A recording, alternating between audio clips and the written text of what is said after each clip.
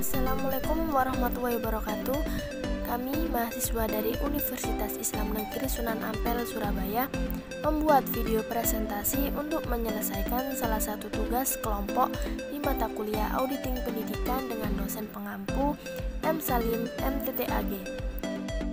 Kami dari kelompok 4 yang berisi 3 anggota. Yang pertama, Septianggreni Setiawati Putri D03219034. Yang kedua, Susan Widya Rahmat Putri D03219037. Yang ketiga, Atikotin Minarika D73219046. Di sini kita akan membahas audit berdasarkan jenis-jenisnya. Kali ini saya akan membahas tentang audit produk, audit proses, dan audit sistem. Yang pertama yaitu audit produk. Audit produk adalah suatu evaluasi yang independen terhadap mutu produk untuk menentukan layaknya penggunaan dan kesesuaian dengan spesifikasi. Adapun manfaat dari audit produk ini meliputi 1. Perkiraan tingkat mutu produk yang akan dijual ke konsumen. 2.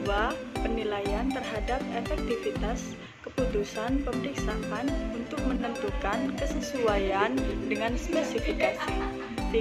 Yaitu memberikan masukan informasi yang berguna untuk memperbaiki tingkat mutu produk dan efektivitas pemeriksaan. 4. Yaitu memberikan jaminan tambahan di luar kegiatan-kegiatan mutu rutin.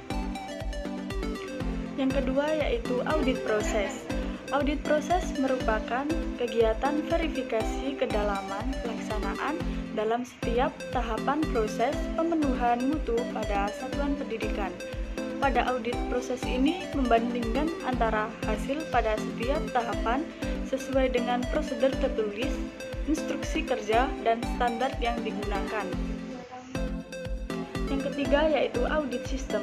Audit sistem yaitu melingkupi siapa, apa, di mana, kapan, dan bagaimana sistem yang diterapkan untuk menghasilkan layanan pendidikan yang bermutu. Materi selanjutnya yaitu audit internal dan audit eksternal. Untuk yang pertama yaitu audit internal. Audit internal adalah suatu fungsi penilaian yang dikembangkan secara bebas dalam suatu organisasi pendidikan untuk menguji dan mengevaluasi kegiatan-kegiatan sebagai wujud pelayanan terhadap organisasi pada lembaga pendidikan.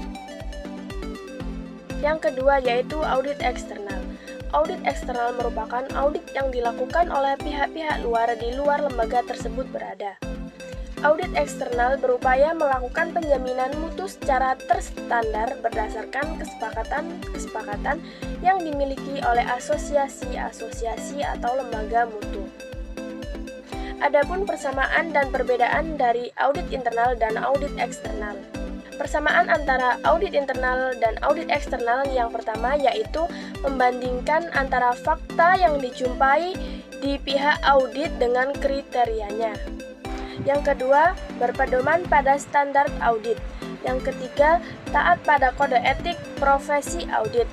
Dan yang keempat, independen terhadap kegiatan yang ada di audit. Selanjutnya yaitu perbedaan antara audit internal dan audit eksternal. Yang pertama yaitu pendekatan yang berbeda. Yang kedua yaitu struktur organisasi lembaga audit. Yang ketiga, persyaratan menjadi auditor atau berkualitas dan berpengetahuan. Poin C yaitu audit berdasarkan tujuan. Audit berdasarkan tujuan itu dibagi menjadi 3. Yang pertama, audit laporan keuangan. Audit laporan keuangan itu mencangkup penghimpunan dan pengevaluasian bukti mengenai laporan keuangan suatu entitas dengan tujuan untuk memberikan pendapat apakah laporan keuangan tersebut telah disajikan secara wajar dan secara yang telah ditentukan. Untuk yang kedua yaitu audit kepatuhan. Audit kepatuhan mencangkup penghimpunan dan pengevaluasian bukti laporan keuangan dengan tujuan untuk menentukan apakah kegiatan finansial maupun operasi tertentu dari suatu entitas dengan dilihat dari kondisi-kondisi, aturan-aturan, dan regulasi yang telah ditentukan. Dan yang terakhir yaitu audit operasional. Audit operasional meliputi penghimpunan, pengevaluasian, bukti mengenai kegiatan operasional organisasi dalam hubungannya dengan tujuan pencapaian efisiensi, efektivitas, dan maupun kehematan operasional. Untuk poin terakhir yaitu audit berdasarkan ruang lingkup. Audit berdasarkan ruang lingkup dibagi menjadi dua, yaitu audit khusus dan audit umum. Audit khusus adalah suatu pemeriksaan terbatas yang dilakukan auditor yang independen dan pada akhir pemeriksaan auditor tidak perlu memberikan pendapat tentang hasil pemeriksaan secara menyeluruh. Untuk poin yang kedua yaitu audit umum. Audit umum adalah suatu pemeriksaan yang dilakukan secara menyeluruh. Audit umum harus dilakukan dengan standar yang telah ditetapkan serta standar pengendalian mutu. Sekian dari kelompok 4, semoga bermanfaat.